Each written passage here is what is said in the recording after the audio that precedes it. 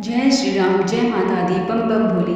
मेरे प्यारे भाइयों और बहनों, आप सभी का हमारे YouTube चैनल पर स्वागत है। चलिए आज हम जानेंगे सोमवार व्रत कथा के बारे में कि कैसे एक निसंतान साहूकार को अपनी सच्ची भक्ति से मिला संतान प्राप्ति का वरदान। प्राचीन काल में किसी नगर में एक साहूकार रहा करता था। उसके घर में धन की कोई कमी नहीं थी, लेकिन उसकी कोई संतान ना होने के कारण वह बहुत दुखी था। पर साथ ही वह सच्चा शिव भक्त था और संतान प्राप्ति के लिए वह हर सोमवार को व्रत रखता था और पूरी श्रद्धा के साथ शिव मंदिर जाकर भगवान शिव और माता पार्वती की पूजा करता था। उसकी भक्ति देखकर माँ पार्वती प्रसन्न होकर भगवान शिव से साहूकार की मनोकामना पूर्ण करने का निवेदन किया। भगवान शिव ने कहा कि पार्वती, इस संसार में हर प्राणी को उसके कर्मों का फल मिलता है और जिसके भाग्य में जो होता है उसे भोगना ही पड़ता है।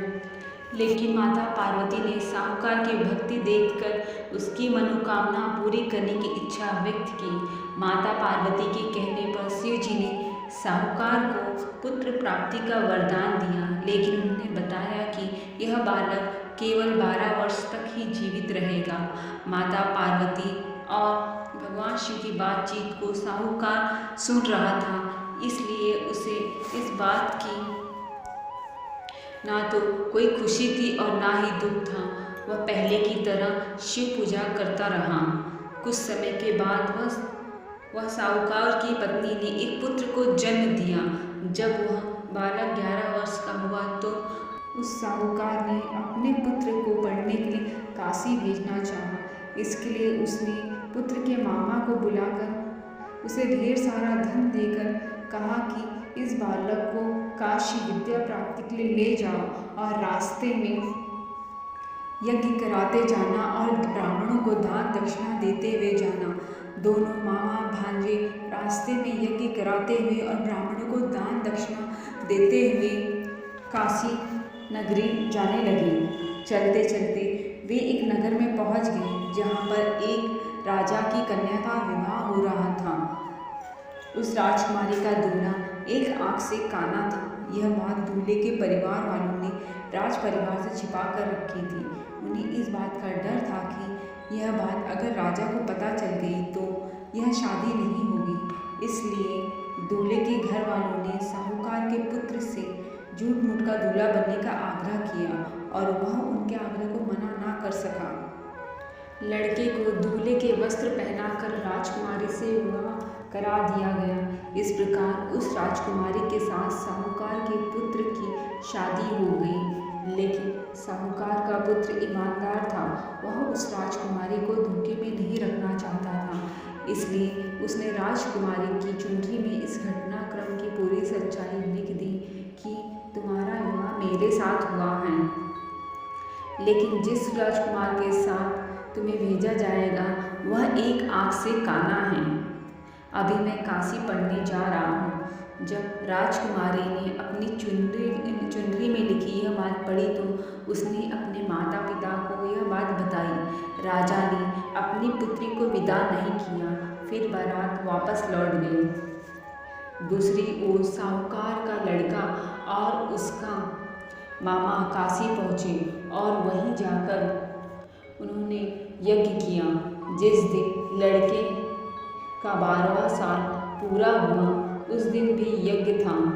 जिस दिन लड़का 12 साल का हुआ उस दिन भी यज्ञ का आयोजन था। उस लड़के ने मामा से कहा कि उसकी तबीयत ठीक नहीं है। मामा ने कहा कि तुम अंदर जाकर कुछ समय आराम कर लो। शिव जी के वरदान अनुसार कुछ ही देर में उस बालक के प्राण निकल गए।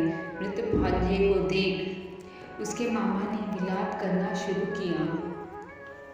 संयोगवश शिव जी और माता पार्वती वहाँ से जा रहे थे। माँ पार्वती ने कहा, स्वामी, मुझे इसके रोने का स्वर सहन नहीं हो रहा है। आप इस व्यक्ति के कष्ट को दूर करिए। जब शिव जी ने मृत बालक को देखा तो वह बोले कि यह उसी साहूकार का पुत्र है जिससे मैंने 12 वर्ष की आयु का वरदान दिया था। अब उसकी आयु पूरी हो चुकी है, लेकिन मातृभाव से विभोर माँ पार्वती ने कहा कि महादेव, आप इसे और आयु देने का कृपा करें, अन्यथा इसके वियोग में इसके माता पिता तड़प तड़प कर अपने प्राण त्याग देंगे।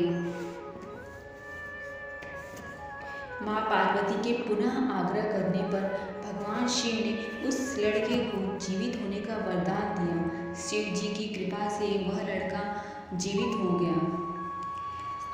शिक्षा पूरी करके लड़का अपने मामा के साथ अपने नगर की ओर वापस चल दिया। दोनों चलते हुए उस आयोजन में आए हुए उसके ससुर ने उसे पहचान लिया और महल ले जाकर उसकी खातिरदारी की और अपनी पुत्री के साथ उसे विदा किया। इधर साहूकार और उसकी पत्नी भूखे प्यासे रहकर अपने बेटे की प्रतीक्षा कर रहे थे। उन्होंने प्रण कर रखा था कि यदि उन्हें अपने बेटे की मृत्यु का समाचार मिला तो वह भी अपने प्राण त्याग देंगे। परंतु अपने बेटे के जीवित होने का समाचार पाकर वह बहुत प्रसन्न हुए। उसी रात भगवान शिव ने साहूकार के सपने में आकर कहा, हे श्रेष्ठी, मैंने तेरे सच्चे मन से सोमवार व्रत करने और व्रत कथा सुनने से प्रसन्न होकर तेरे पुत्र को लंबी आयु का वरदान दिया। इसी प्रकार जो कोई भक्त सोमवार व्रत करता है या कथा सुनता और पढ़ता है, उसके सभी दुख दूर होते हैं और सभी मनोकामनाएं पूर्ण होती हैं। तो यह थी सोमवार व्रत कथा।